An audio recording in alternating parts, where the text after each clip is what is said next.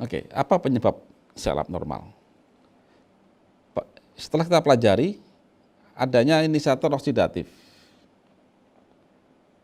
dan juga ada sesuatu yang merubah DNA. Intinya begini, sel abnormal itu akan tumbuh, akan lahir dari semua sel yang mempunyai DNA.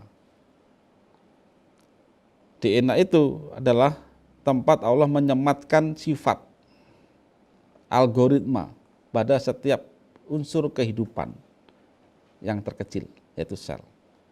Dalam DNA itu adalah terdapat pusat informasi dan pusat berpikir. Nah, kalau di tubuh manusia itu otak ini adalah DNA. Di tingkat sel itu DNA seperti otak ya. Nah, sel abnormal itu akan terjadi jika DNA ya itu ada yang berubah. Otomatis ada yang merubah. Ada yang merubah. Nah, ini. Salah satunya adalah inisiator oksidatif. Salah satunya ya. Ini gambar ini yang gambar ilustrasi bahan-bahan yang menyebabkan ya. Nah, di sini saya akan membuat proses terjadinya sel abnormal pada tubuh manusia. Jadi ingat, terjadinya sel abnormal itu adalah terjadi pada semua sel yang mempunyai DNA. Kalau sel itu tidak punya DNA, maka nggak akan terjadi sel abnormal. Apa contohnya yang tidak punya DNA? Ya, sel darah merah. Sampai sekarang kan belum ada kanker sel darah merah. Kalau kanker darah putih ada, sebab darah putih punya DNA. Itu. Nah, proses terjadinya sel abnormal versi konsep Carnus ya. Saya batasi ini versi konsep Carnus. Ini hasil pemikiran kami. Ada terjadi secara langsung dan terjadi tidak langsung. Saya perbesar. Ini gambar DNA kita. Ini gambar RNA kita. DNA ini terdapat di dalam nukleus. Dia adalah tempat Allah menyematkan semua sifat, semua karakter, dan semua resep tentang hereditas atau genetis dari setiap sel. Itu kan. Nah,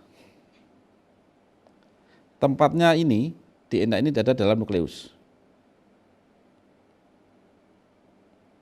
Nah, dalam nukleus. Kalau sel abnormal terjadi secara langsung, maka ada sesuatu yang langsung masuk ke nukleus, merubah dia. Nah, otomatis seluruh hasil mitosis sel, jika ini berhasil berubah, maka dia langsung berubah. Gitu.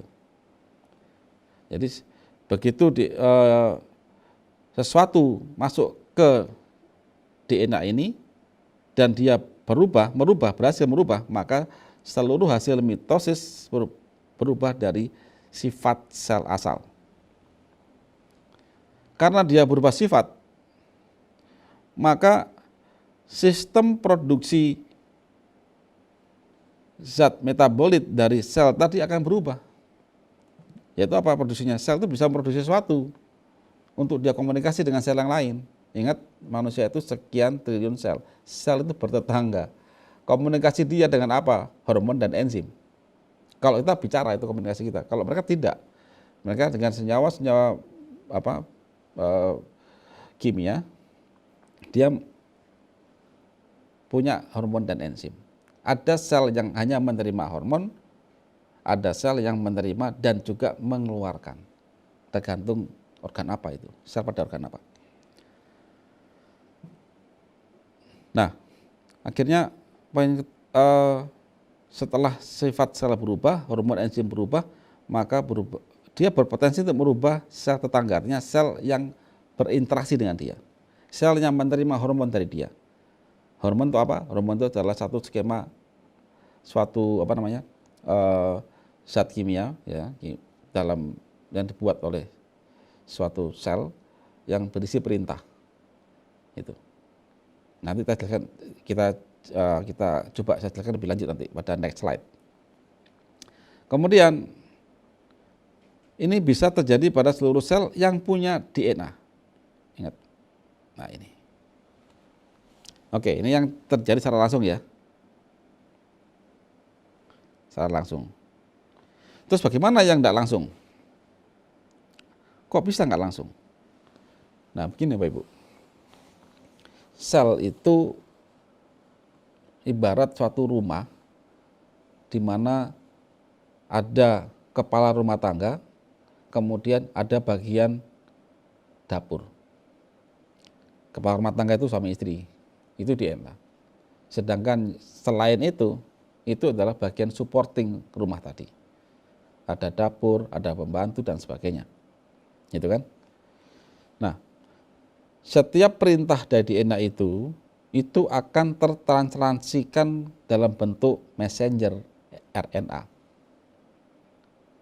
Ibaratnya apa? Ibaratnya kalau di rumah. Setiap perintah dari the big boss, dari suami istri itu ke pembantunya, dia mau makan rawon, maka dia perintahkan ke pembantu atau ke yang masak, saya mau makan rawon, ini resepnya, ini uangnya, maka dia masak. Nah, bagian dapur yang mengeksekusi itu adalah ribosom.